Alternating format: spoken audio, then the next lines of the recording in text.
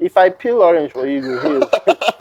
I did that, and because then I was Amazing. attracting customers to my mom's shop because Yeah. that little boy that is always peeling orange, I want to buy from them. Wow. So I did that for my mom. So we already had that business partnership. You have mentioned gospel centric. Now I'm going to ask you Yeah. a little bit. Most people don't know. Some persons know. Tell us about your relationship with Johnny Dre. So when Don Jazzy came for Johnny Dre, how did you feel about it?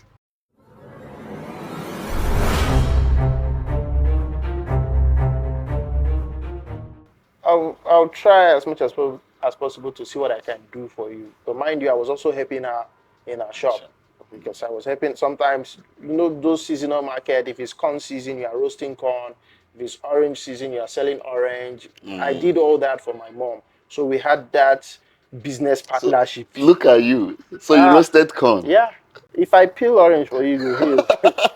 I did that, and because then I was Amazing. attracting customers to my mom's shop because Yeah. that little boy that is always peeling orange, I want to buy from them. Wow. So I did that for my mom. So we already had that business partnership between Who myself could and my mom. believe? Well, a lot of people will not believe, but that's it. So we already had that business partnership. My mom was like, okay, the money that was requested then, she was not having it, but she was going to take a loan Wow. and give it to me so I can apply and start, since that's what I want to do. God bless her. She raised the money. My dad still wasn't so, he was not convinced that this guy wants to go astray.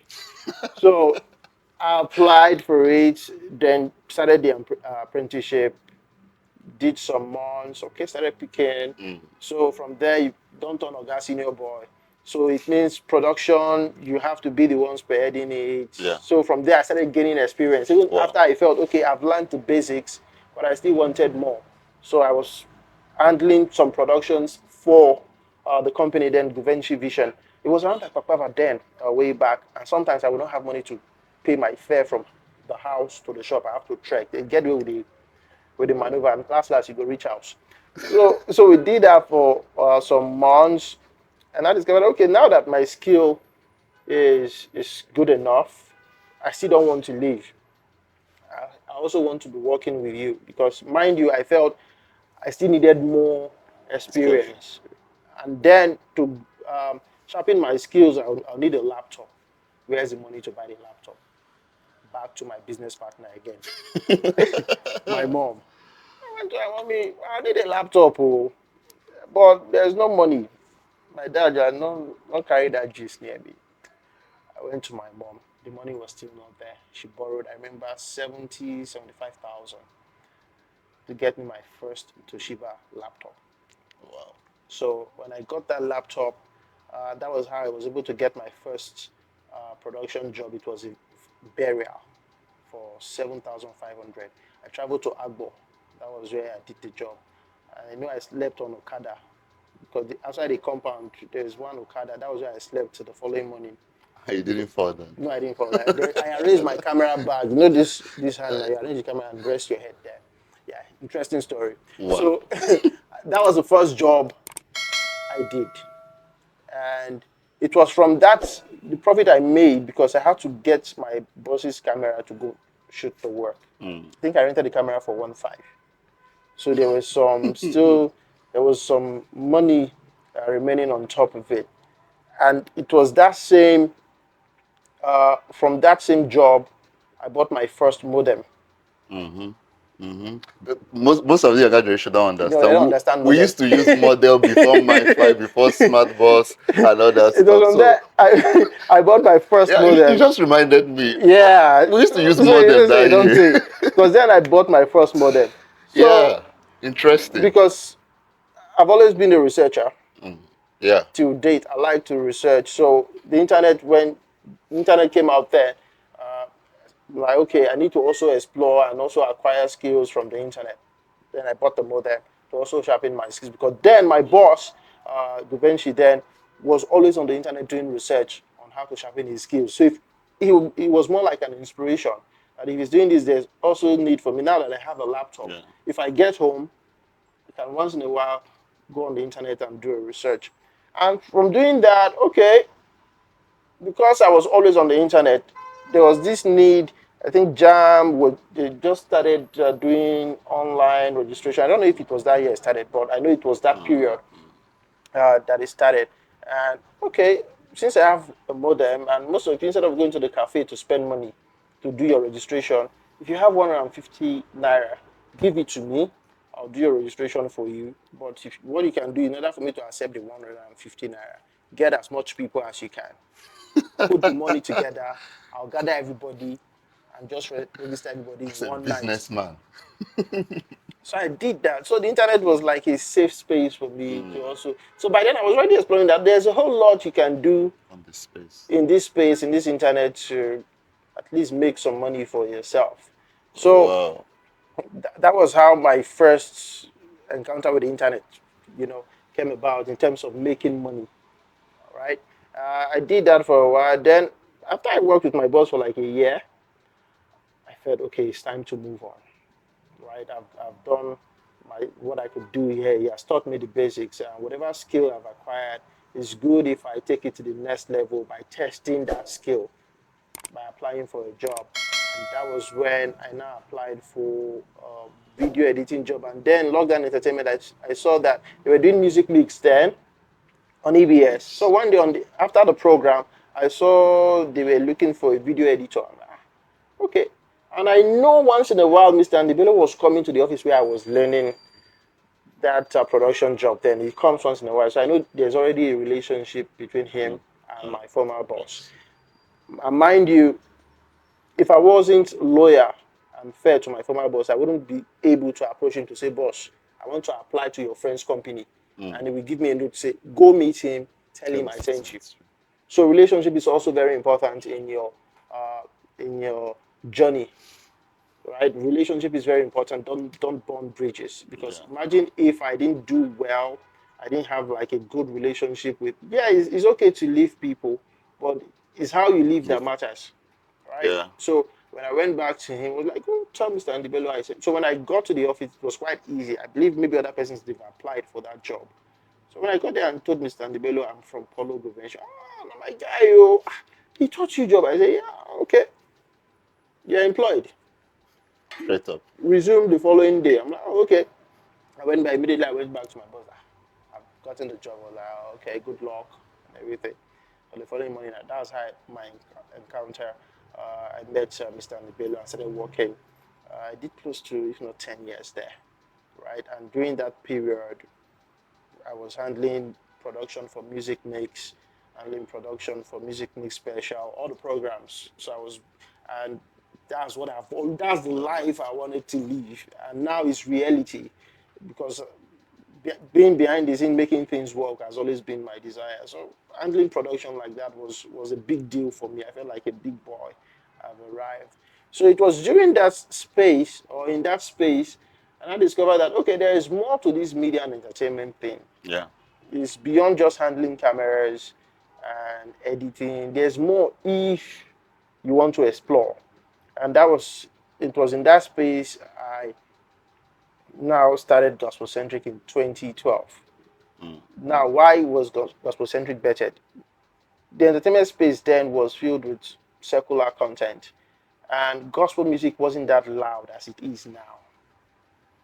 It wasn't as loud as it is now, where you can hear people mention they can mention the messaging in the midst of a conversation between some of the big A-list artists we have. You can mention gospel artists, and they are doing as well as better as some of your favorite A-list artists in Nigeria. The numbers speaks for itself. So that was where we started Gospel Centric. From that same office, I didn't resign, but I told my boss that look, I'm having this idea. I want to do. It was like, yeah, nobody has really done anything like this. It will work.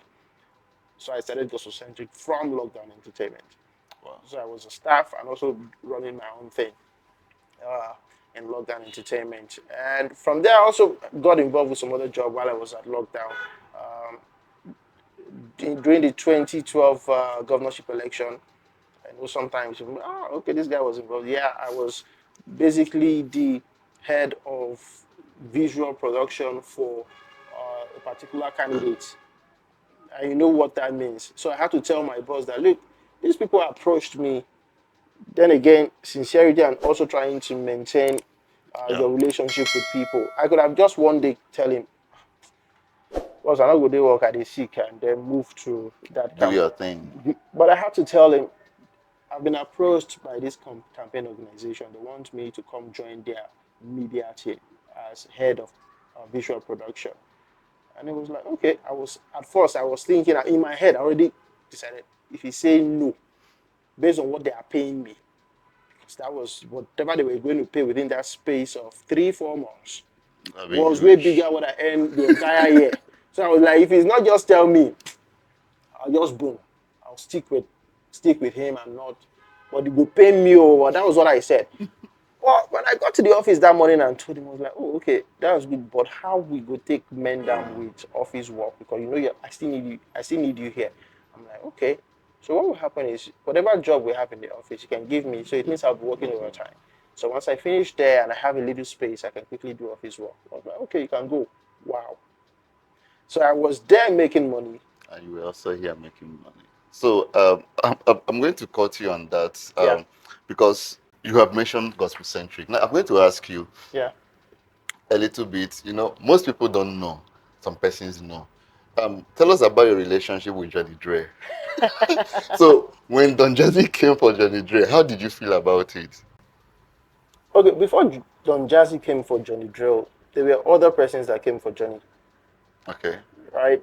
That So take us a little back. So what did you see in Johnny Dre? Because like I said, you have given a lot of persons voice and platform. So yeah. what did you see in that young man's? Yeah, because Okay. most times people don't want to associate with the person until the person has come in the limelight. So Yeah. what did you see that made you associate with him before you were not talking about the Johnny Dre appearance, Johnny Dre coming up, and like, of course, Johnny wouldn't have noticed Johnny Dre if he wasn't Johnny Dre. Yeah.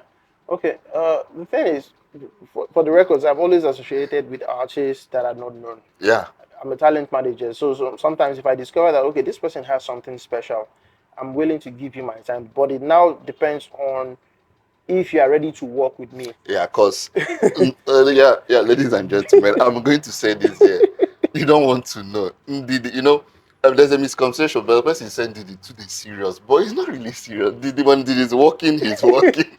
I remember one time, it was Joy Moore. Okay. Joy Moore took a picture of you working and she posted it, and she said, "Work, see, work face, it is serious," and just that aside. So, Ndidi, it's no, what he said is true. So it's either you're ready to work Or not. or you're going home.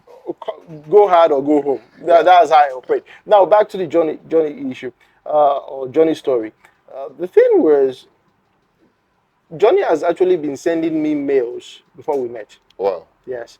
Uh, then he was releasing songs just off the MTN project frame. After the competition, you have to get back on your Yeah. feet and move on. So he was releasing songs, and somehow he got to know about gospel centric, and he was sending songs to the mail. So there was one time I came across one of his songs that he sent. Because usually I get a lot of mails, but on this particular day, I just saw okay, song title. I'll never forget it. Sometimes I even use it to whine him.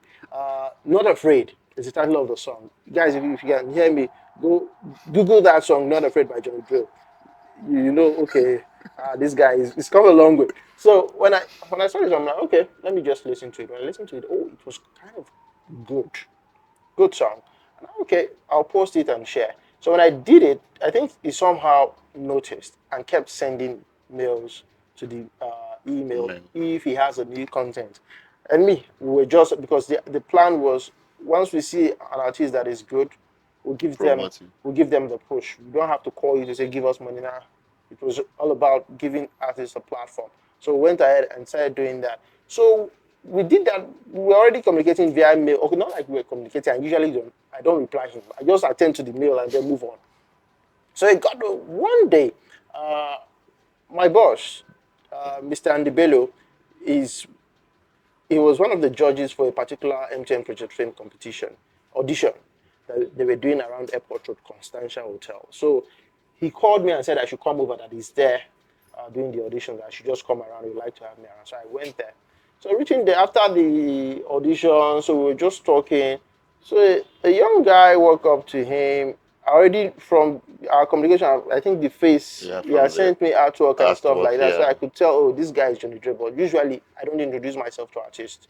I just keep quiet. I don't want you to know me. I don't want to know you. Let's just go.